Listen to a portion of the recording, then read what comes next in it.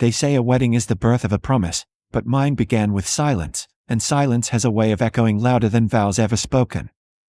If you've ever believed that love should mean loyalty, or that a promise once made must never be broken, then stay, like and subscribe, because this story will make you feel every heartbeat of that truth. The day I became the Duchess of Evermere, I thought I was walking into a life gilded with purpose and belonging. Instead, I stepped into a gilded cage lined with frost. England, 1857. The air itself seemed to shimmer with anticipation as the carriages rolled up to St. Albans Chapel, the morning mist curling around the spires like ghostly ribbons. My father's arm was stiff beside me, his pride a thin veneer masking the bargain he had struck, a baronet's daughter for a duke's alliance, a fading title for security. My mother dabbed her eyes with her handkerchief, though not from sentiment, tears, I suspected, of relief that one daughter, at least, had escaped the narrowing corridors of genteel poverty. The church bells tolled, and I, Evelyn Marwood, now to be Hawthorne, felt the vibrations in my bones more than I heard them, like the earth itself was trying to warn me.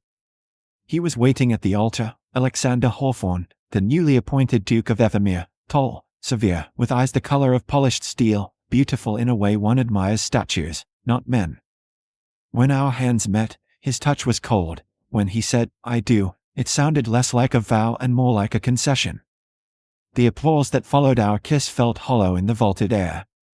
Afterward, the festivities unfolded as if scripted by those who had never known love at all. Champagne, laughter, the murmur of titled guests weighing my worth as though I were another acquisition in his estate ledger. At the carriage, when I turned to him, hoping for even the faintest warmth, he offered only a polite smile that did not touch his eyes.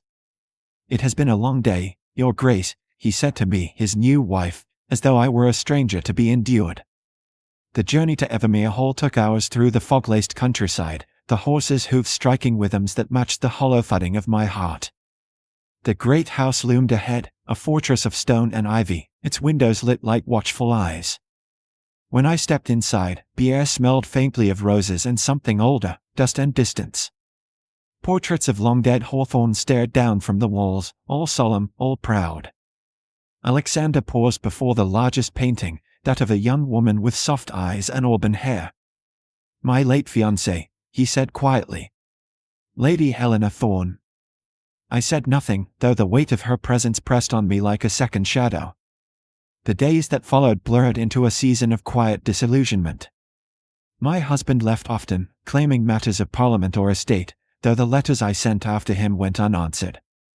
The household staff treated me with impeccable courtesy tinged with pity for the Duchess who slept alone in a bed carved for two. I took refuge in the library, among the leather-bound volumes and cold hearths, where the scent of parchment and smoke was more comforting than conversation. It was there, one afternoon, that I found it, the letter. A yellowed envelope, sealed in wax and hidden beneath a false panel of the desk. "To my dearest Alexander," it read in a delicate hand. I did not mean to pry, but the wax cracked easily, as though it had been waiting for me.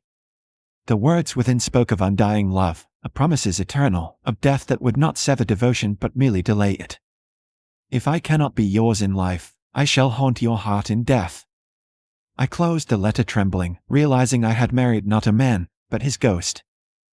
When he returned that winter, I dared to confront him, not with anger, but with hurt that trembled at the edge of civility. "You never speak of her," I said. "Yet she is everywhere in this house." His expression was carved from marble. "And yet you read her letters," he replied coolly. "How did you come across them?" My explanation, accidental, innocent, did not soften him. "You overstep," he said. "You meddle in what you cannot comprehend." And then, almost cruelly, "Do not think to replace her, Evelyn. This is not a role open to you." That night, as the snow fell against the windows of Evermere, I stood alone in the great hall, my reflection caught between candle flames and shadow. I realized then that I was not a wife, but a placeholder, an echo of someone else's memory, a name to preserve the illusion of duty. Yet something within me refused to wilt. I began walking the grounds, speaking to the tenants, overseeing repairs long neglected. The people called me the quiet Duchess, though they smiled when they said it, grateful for my presence. I wrote letters on Alexander's behalf, negotiated fair wages, revived the gardens that had grown wild with neglect. And still, at night, I waited for the sound of his carriage, for the impossible miracle of affection that would never come. Only once did he write a curt note about estate accounts, and it ended not with affection, but with command. That was the night I decided I would no longer live half alive in another woman's shadow. If he had forsaken his vows, then I would forge my own. The bells of Evermere struck midnight, and for the first time since my wedding day, I no longer wept for what was lost. I stood by the window, watching the snow, whispering into the cold, so be it. If love will not find me here, I shall go where love has not yet died. Florence received me not as a wanderer, but as a woman reborn. I arrived under a sky the color of burnished gold, the Arno gleaming like a mirror for the sun, and for the first time in years, I felt no eyes upon me. In England, I had been the Duchess of Evermere, pitied, mocked, defined by the absence of my husband. In Italy, I was simply Mrs. Hawthorne, a widow in mourning black, free to exist without explanation. My rented rooms overlooked the Piazza Santa Croce, where bells tolled each morning and the scent of bread drifted through half-shuttered windows. It was a humble life, but it was mine. I spent my days sketching in galleries, tracing the faces of Madonnas and saints, learning the language of warmth and color that England had denied me. The sunlight changed me, it softened the ache that had lived beneath my ribs for years and made me see that loneliness was sometimes only the other face of freedom. It was there that I met Lord Benedict Ashcombe, diplomat with a smile too gentle for his station and a mind sharpened by sorrow of his own. He admired my sketches once at a salon and began to seek me out, not with insistence, but with patience. He made me laugh, and I had forgotten the sound of it. Yet even as I found comfort in his company, something within me resisted. My heart, it seemed, had learned caution too well. I would lie awake at night listening to the city hum beyond the shutters, and always, just before sleep, a voice from memory would whisper my name, not Benedict's, but Alexander's. I despised that it could still wound me. I told myself it was habit, not longing. I was wrong. When sickness swept through Florence that spring, it came like a storm, merciless, unseen. I joined the volunteers at the convent infirmary, tending to the fevered and dying. The air was heavy with laudanum and candle smoke, our gowns stained with the scent of mortality. One evening, as dusk gathered in the ward, a new patient was brought in, an Englishman, found half-conscious near Livorno. His papers bore the seal of Evermere. My hands froze as I reached to lift the cloth from his face. Alexander. Pale, wasted, barely breathing, but unmistakably him. For a moment, I thought my mind had conjured a ghost. My husband, the man who had once left me to silence and shame, lay broken before me, whispering in fevered fragments. Helena. Evelyn, the names tangled together like thorns. I should have walked away. I had every right to. But when his hand moved weakly, reaching toward the sound of my voice, something inside me yielded. I sat beside him through the night, cooling his brow, hearing him murmur words that blurred between apology and delirium. At dawn, when his eyes finally opened, he looked at me with disbelief that bordered on awe. "You're here," he rasped, his voice thin as paper. "You came for me." I wanted to tell him I had come for no one, that fate had simply mocked me again, but the words would not come. "Rest," I said quietly, my hand trembling in his. "We will speak when you are stronger." And when his eyes closed again, I realized that no matter what time had stolen from us, one truth remained: I had never stopped caring. In the weeks that followed, time seemed to move in hushed reverence, as though afraid to break the fragile truce between past and present. Alexander's recovery was slow but sure, each fevered breath giving way to clearer eyes and quieter words. At first, he could not meet my gaze for long. Shame does that to a man who once believed himself untouchable.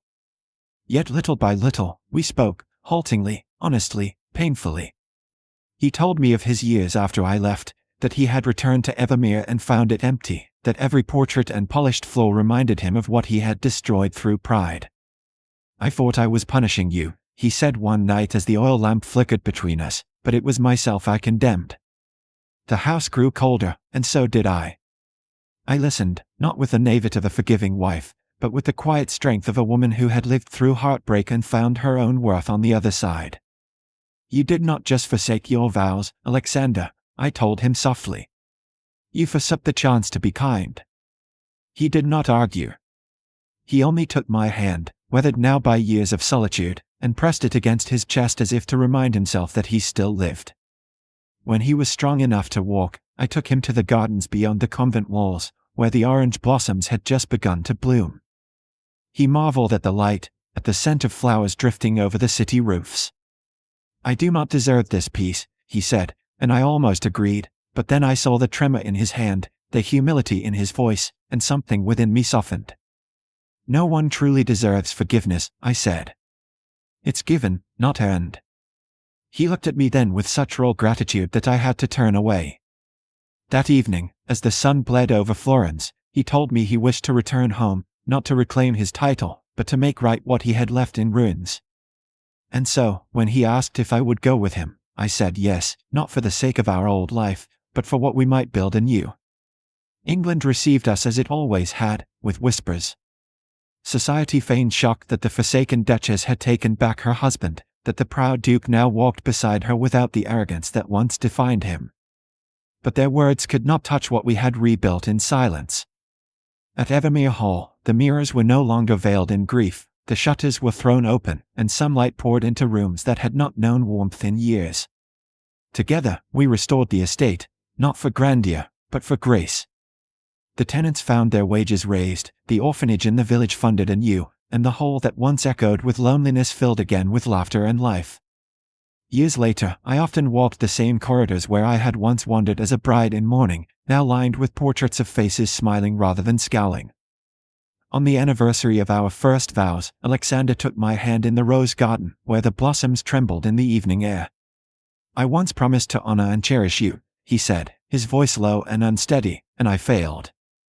"But let me promise again, not before priest or crown, but before the God who saw us through ruin."